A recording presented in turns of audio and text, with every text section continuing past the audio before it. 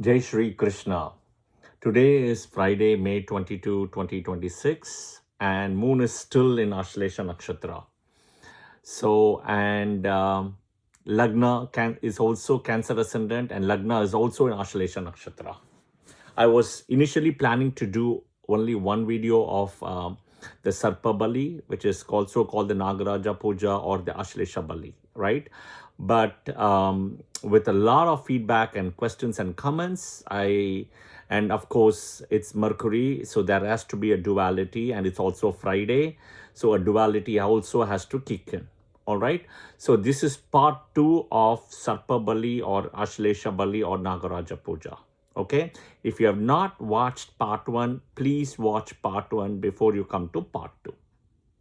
Okay, so before we start the bells and whistles, the first thing I would say is please do subscribe, click the bell button, and for the notifications of the latest and greatest videos which I publish all the time, as I get time as well. 2 is please share your feedback and comments. Many of you have shared excellent feedback, comments, and inputs, and I really appreciate it. And thank you so much.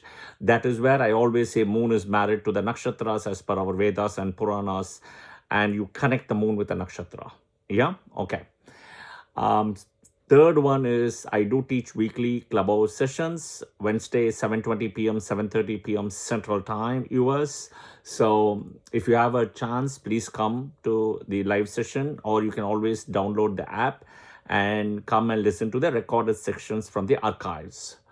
So you have to either iOS or Android go to the Clubhouse app, right? In the iOS or Android, download the Clubhouse app, and the club will be called the Vedic Astrology Club. All right? Okay. We'll start. Moon in, this is Sarpa Bali, Ashlesha Bali, Nagaraja Puja, right? Either one, all the same. This is part 2. Okay. As we speak, Lagna is in Ashlesha Nakshatra. Okay. And it's a Cancer ascendant. And moon is also in Ashlesha Nakshatra in the Lagna. Okay. You got Jupiter and Venus in the 12th. And you got Mercury sitting in Taurus in Rohini Nakshatra. Okay. So in a way, we are talking about Mercury in Moon Nakshatra, Moon in Mercury Nakshatra. I don't go so into the depth of, there is Parivardhana, Nakshatra Parivardhana. It's different. We don't go there. I will teach at some point later about Nakshatra Parivardhanas, and it's not of prime importance. Yeah? Okay. Now, unlike Rashi Parivardhana, all right? Rashi Parivardhana is very important. Planet Parivardhana, those is where the Rashi and planet comes in. Okay? All right. Ashlesha Nakshatra, it's actually where the venom is, the snake is, the poison is. It's also where the anti-venom is. So think of a battery having a plus and a minus. Where there is a plus, there is also a minus. Okay? So Ashlesha Nakshatra has got really the strong characteristics of the plus and minus, like a battery. Same thing, the venom and the anti-venom. Okay, so people who are also working in anything with making anti-venom, making anything with remedies for vaccines and all those things, right? That is very important. Okay, Mercury is connected with mind. Mercury is connected with digestive system. Mercury is also connected with Mercury is a messenger. Mercury is connected with nerves. Mercury is connected with skin. Lot of those things. Mercury is also connected. Okay, so so you can see the thing. Moon is also the mind here. So the difference between moon and Mercury comes between memory and moments, right? That's where the difference is. Okay. So now coming back, okay, this is a very strong Karma Nakshatra, Ashlesha. Okay, Karma Nakshatra, very strong. But it is also the Nakshatra energy where one can lose to shed or lose the karma. So it is also the opposite. Okay. Now, I know there was questions also asked, if I am born in Moon in Ashlesha, right? Can I do the Sarpa Bali? Will it work? Absolutely, it is work, even though it is your Janma Nakshatra. Yeah? Okay. Now, the Sarpa is connected with Rahu, as I said, which has got the venom, the poison. The Nagas with the Ketu, which is the Naga money, right? All those things come in. But this is also Ketu Janma Nakshatra. So end of the day, Rahu Ketu is connected here in this nakshatra. And Ketu is also used and kept here to protect the three Vedas, the Rig Veda, the Yajur Veda, and the Sama Veda. Now, importantly, you have to understand Rahu, Ketu, even though are two different shadow planets or nodes, they come from same person, Swarbhanu. Okay? And Swarbhanu, if you look at it, is born to Hiranya Hikshibu's sister, Simhika, and to the sage Viprachit. Okay? So end of the day, Rahu Ketu is even though same, they're also different because they've separated. They come from the same source, which is Swarbhanu. It's like the head and body separated out. Okay? And the head searching for the body searching for the head. All right. I always say, always first pray to your Kula Devata, right? And then you do the Sarpa Bali, Ashlesha Bali, okay? Or any things in general. Now, I'm getting a few questions here and there. Srini, I don't know my Kula Devata. What am I supposed to do? Okay, that's fair. No, you know your Janma Nakshatra. Each Janma Nakshatra has a Saptarishi, right? You pray to the Saptarishi, they will be your guiding point. And there is a mantra associated with it, there is a number associated with it, right? So your Saptarishi becomes a very important point. I will do a video also at some point where all the 27 Nakshatras report to the Saptarishi. And all the Navagrahas, the 9 planets starting from Sun to Saturn to Rahu, Ketu, they all report to Parvati. And Parvati has a special connection with Rahu also, which I will also put a special video later at some point. Yeah? Okay. So this second video, part 2, also will represent the duality. Think of this way, Sun, in a given day, Sun and Moon, right, plays a big part. Half a day you get sun's energy, half a day you get moon's energy, approximately. And there is a little bit of overlap as well, right? So in a way, that is one of the reason after sunset, around the same time moon would have already risen, you kind of work to do the Ashlesha Bali. But the most important thing is on Ashlesha Nakshatra day. And what is so important and unique about Mercury, unlike other planet or any other planets, is Mercury is the only planet which is active and energetic throughout the 24 hours time period. Not even Sun, not even Moon, not even Saturn, Jupiter, any other planet. Okay, Mercury is the only planet, right? But you're using the energy of Mercury and Moon, right? Mercury is the nakshatra lord, moon is the rashi lord. So because it's in Cancer, Mercury and moon meets in two places, right? Hasta in Virgo, where Mercury is the rashi lord, moon is the nakshatra lord. And that is where Mercury also gets exalted. We'll come to Hasta when moon comes to Virgo in Hasta nakshatra. Okay. This is not like Hasta, like Mercury nakshatras, moon nakshatras, they're not broken. Okay, but Mercury Nakshatra faces one problem, which is Gandanta point. This is really not a very difficult Gandanta point between Ashlesha to Maga, right? Unlike Jyeshtha to Mula, right? Revati to Mesha is a little bit difficult, but the most difficult is the Jyeshtha Mula Gandanta. Please go and watch those videos which I have put on Jyeshtha and Mula as well. All right. So now you understand why it has to be done after sunset and moon has to be rising. Moon will rise typically pretty close to the sunset time, give or take a few, depending on your location, much earlier, or there will be overlap. So sun has to set. Okay, this is the most important thing. You cannot do it much, 10:30, 11, 9, 6 a.m. in the morning. No, right? It has to be done after sunset. And it has to be done on Ashlesha Nakshatra day. Okay, all right. So in part 1, I mentioned a lot of things about, who has to do and everything. If you are born also specifically in Rahu Nakshatras, any one of Rahu Nakshatra, Ardra, Swati, Satabhisha. If you're born in Saturn Nakshatras, it starts from Pushya, Anuradha, and Uttarabhadrapada. Why Rahu and Saturn? Rahu energy. Saturn is in BPHS, Parashara says Rahu and Saturn are very similar, right? So Sanivat Rahu, Kujavat Ketu.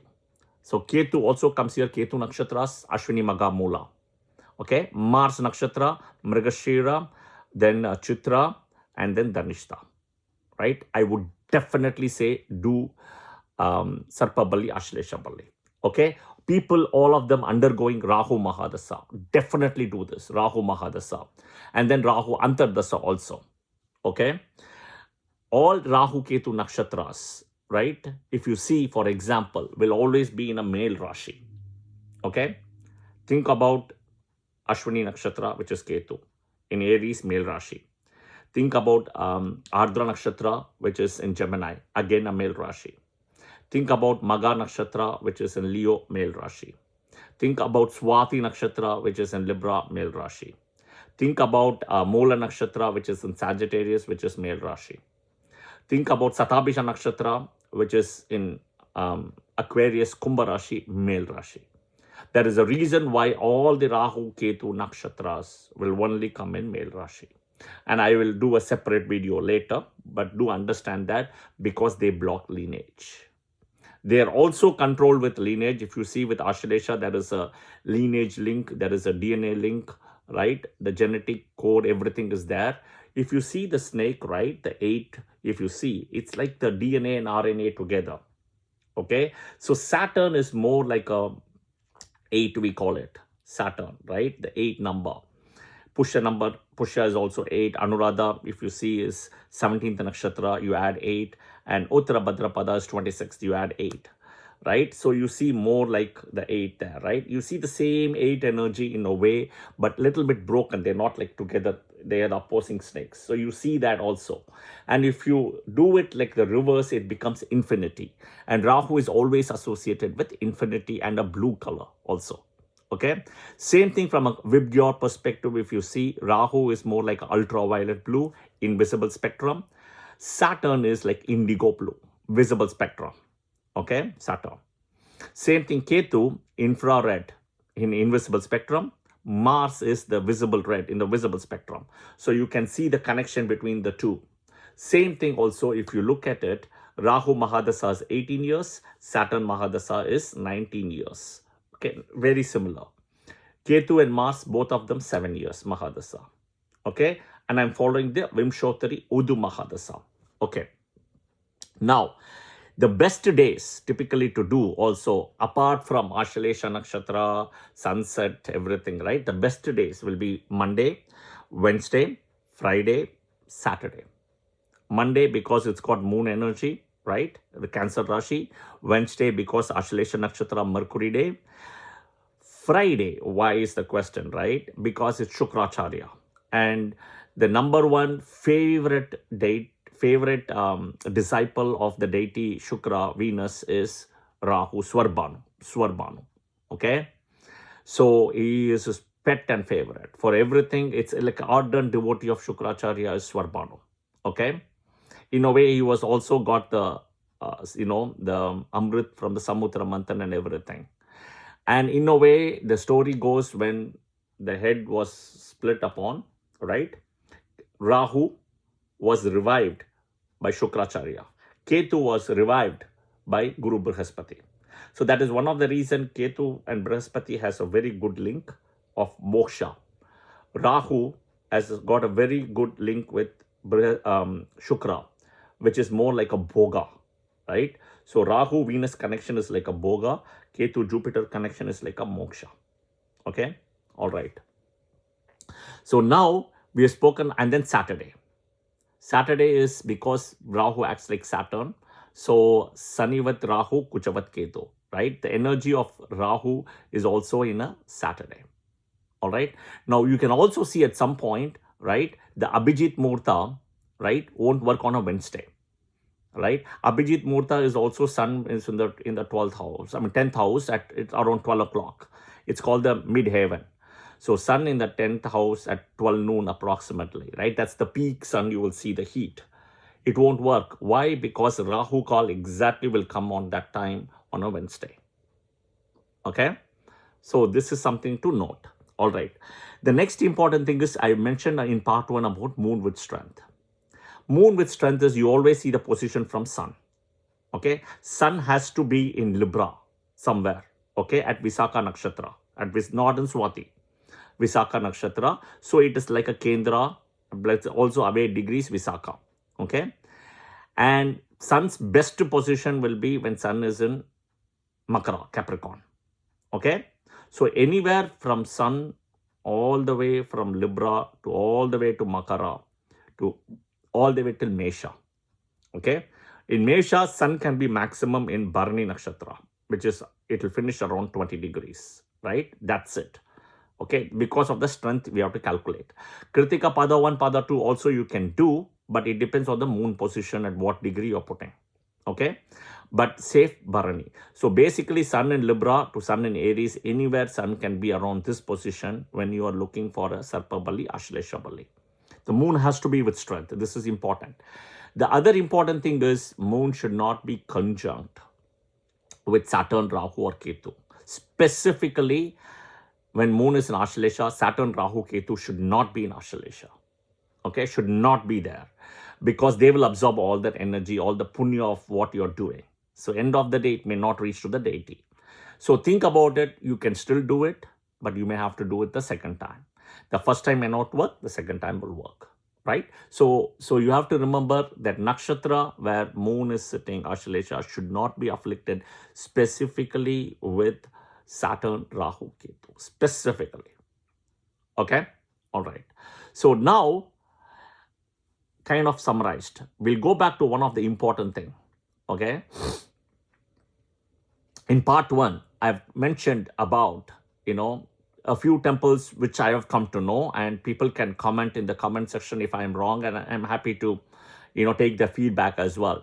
Many temples, right? Many temples like Kukke, Ghati, they are doing it for whatever reason it can be, like, for foot traffic, money. And some of them may even tell you, like Kukke Subramanya, for example, right? It's in the Vedas and Puranas. It's written about it, right? It's got its power, whatever it is. I don't deny it. Okay? Completely accepting it, bowing down to Kukke, Ghati. I have not been to Kukke and Ghati, but very soon I will come. I know that. Okay? But I've seen pictures of the Ashlesha Bali done there, etc. Okay? But I've also heard from people that they are doing it. Some of them are doing it any given day, all 7 days, 365. Some of them are doing it even in the morning, even if it is not on Ashlesha Nakshatra day, not after sunset. Okay? This is where my take is on, right? Now, I completely agree on the, Hinduism part, the temple part, the power part. But let me tell you, okay? Let me tell you a kutti story, a small story, okay? For you to also, put your head to it and see if it makes sense what I'm saying or not, okay? So think of analysis paralysis, all right? So let me share you at least 1, 2, 3 small kutti stories, okay? Story number 1. I mentioned in one of the videos, right, in Sanatana Dharma, if you go and see, I think it is part 2, about Lord Rama going behind a tree, okay, and shooting Vali, okay? Lord Rama going behind a tree and shooting Vali.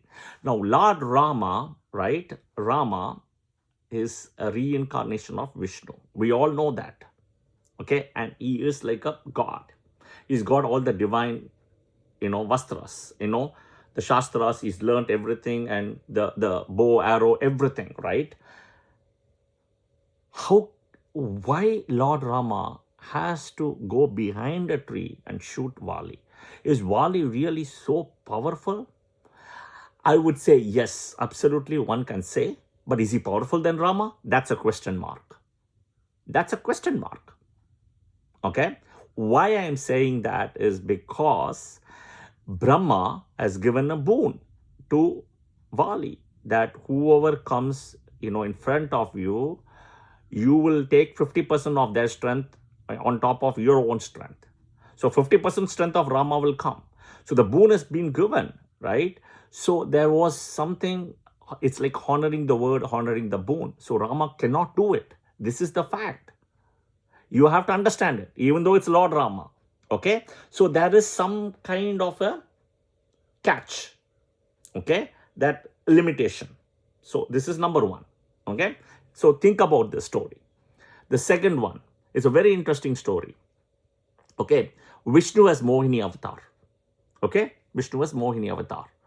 So Vishnu comes as Mohini avatar in the Samudra Manthan story, and I mentioned a lot about it in Uttarashada Nakshatra and Purvashada Nakshatra also. So when the thing, when everything comes out, and Mohini also comes out with the Amrit, do you think, Mohini avatar is Vishnu? Do you think Vishnu did not know that? That a demon by name Swarbanu is sitting between sun and moon? No, Vishnu knows it all along. Mohini knows it as Vishnu also here. But she is only executing what has been done. Brahma has already given a boon to Swarbanu. Okay, that you will have a Navagraha status, number one. Number two, you will have power stronger than sun and moon temporarily, which is that eclipse, temporarily, right? Third, the Naisarika Bala wise, you will be the strongest. Okay? Third, right? Fourth, most important thing is there will be definitely an enmity between sun and moon. Okay? Which is what Swarbanu has already asked. So sun and moon has to do something wrong. So Mohini was waiting for sun and moon to point the fingers to say there is somebody who is sitting between us, who we feel is not a Deva, to point it. So Swarbanu also sees that. So he remembers that before his head is chopped off, but the Amrit has been taken. Okay. So in a way, all that energy, all the karma, all the so-called the boons, the blessings, the prayers, everything has to align. Okay. Do you see that? Do you see this piece that Mohini could have not given the Amrit, right? But end of the day, she gave, because it's to honor the Brahma's boon. Now, these two are very interesting stories, food for thought. But the third one, I always say the best for the last. Okay? And this is something very, very personal to me. And I've done a lot of research from Mahabharat. And I can tell you that if you go and read a lot of things, there were like back-to-back Amavasya in 2 days or so, back-to-back, before the war. Okay. So this is the third story, which is with Lord Krishna, Sahadev, Duryodhana, okay, Pandavas and Kauravas. So the war has been decided, all those things has been done. The war has been decided, the date has been decided. In those days, it is said that on the day when you give a sacrifice and do your prayers before the war, sacrifice of an animal, okay, typically like a goat, a bull, those kind of things, right, and do the prayer, everything before the war, will actually determine the outcome of the war, in a way, the victory or loss, depending on the muhurta. So I have done already in one of the nakshatra video about Ashwini Kumaras, Ashwini Nakshatra, where the Ashwini Kumaras, the twins, right, are none other than Nakula and Sahadeva. Nakula is very good in medicine and as a physician. Sahadeva is good in Shastras and Vedas and Muhurtas. And as a child, I grew up, with an affinity towards doing Muhurta. Okay, this is one of the event or incident which I've also read in books as well, and I've heard, and one of the things my guru also taught me. Okay, so listen to this carefully. So the war has been decided, and guess what? Duryodhana, who is in the Kauravas camp, comes to the Pandavas camp to meet Krishna and Arjuna, and he wants to talk to Sahadeva. And he wants to know when to give the Bali, sacrifice. Okay, Duryodhana wants to know. Why would an enemy, right, you're fighting against would come to your own camp to get this, right? But that is Sahadeva. Regardless of, enemy or friend, he will do what is right as per the Vedas and Shastras, which is called Dharma. That is also Sanatana Dharma. So he gives the date. He gives the date exactly on the day of the Amavasya, where sun and moon are together. Okay? Now he walks away. So Krishna knows what has happened inside, and Krishna calls Sahadeva. Is he trying to figure out who will win the war, or is there a peace treaty he's trying to see, or is he trying to pull you to his side, etc. In a joking way, but Krishna knows the truth. And Sahadeva says no, he wants to know the sacrifice date for the thing and to do the puja, the first puja for the war. So then comes, Krishna says, why would he come and ask an enemy? I don't get it. In a serious way, but he is definitely poking to make sure everybody listens, including Bhima, Arjuna, and Draupadi, and Yudhishthira. So then Sahadeva says in his chart, he doesn't have anything about peace treaty, and he's got that ego and he's got that jealousy and all those things. And he said, what day did you give? I'm sure you gave the wrong day because he's not happy when he left. No, I gave him the right day, and the day is, he says, Sahadeva says the day is Amavasya, coming Amavas. Krishna says, we are doomed. We are doomed. We don't need to fight. Let's go for another 13, 14 years to the thing again, to outside to the forest, because we are going to lose the war. Right? Now, because of the day he had given. So eventually what Krishna does is, he does the puja one day before. Amavasya, you do Pitru Puja. So he does the puja one day before the actual Panchang date.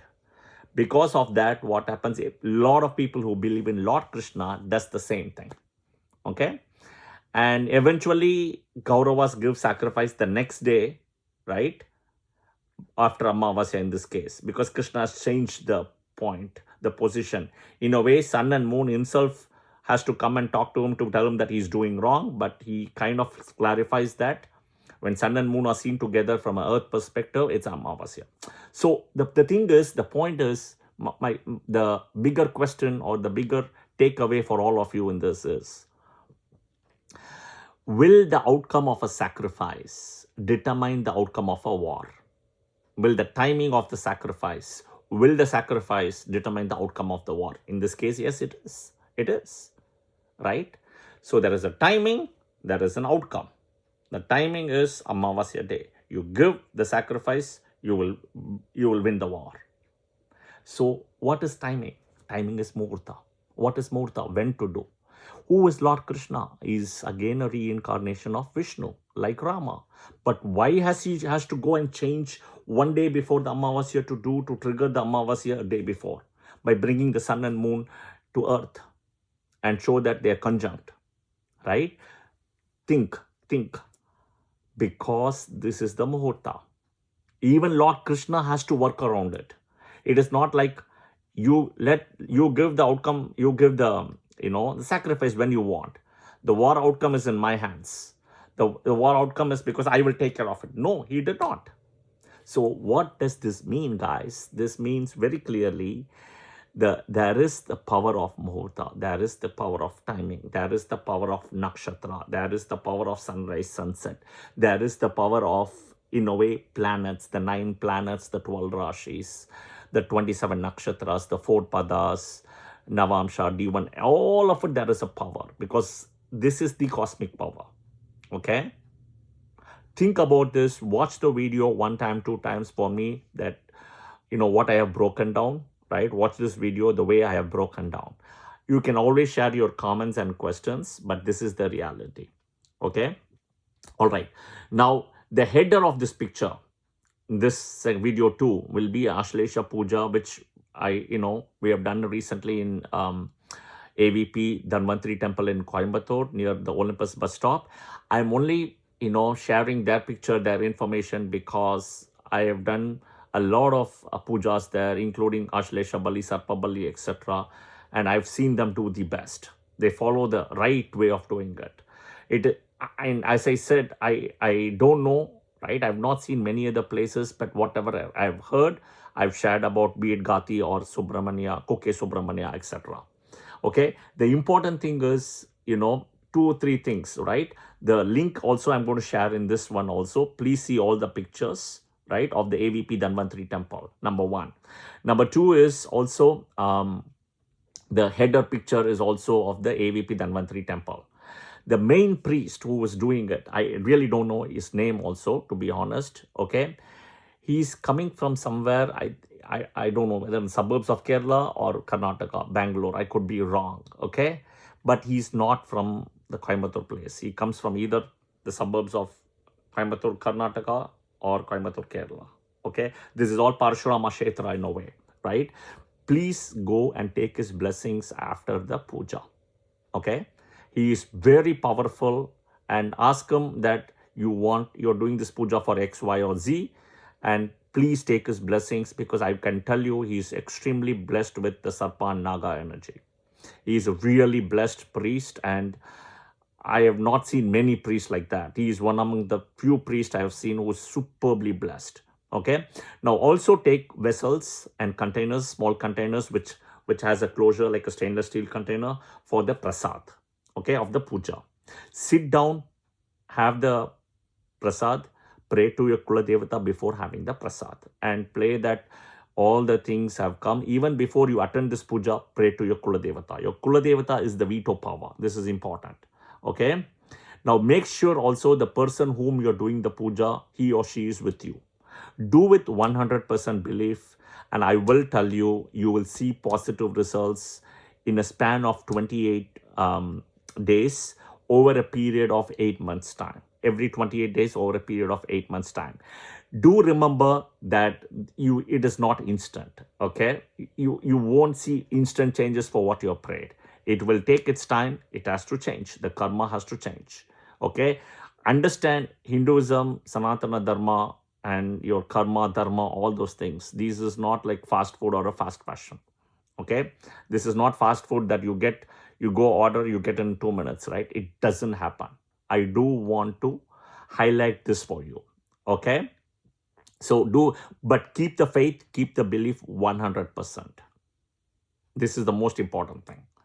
Okay, I've shared the 3 Kuti stories, the mini stories. That should be a food for thought. But I will tell you, do with belief and you will see the result.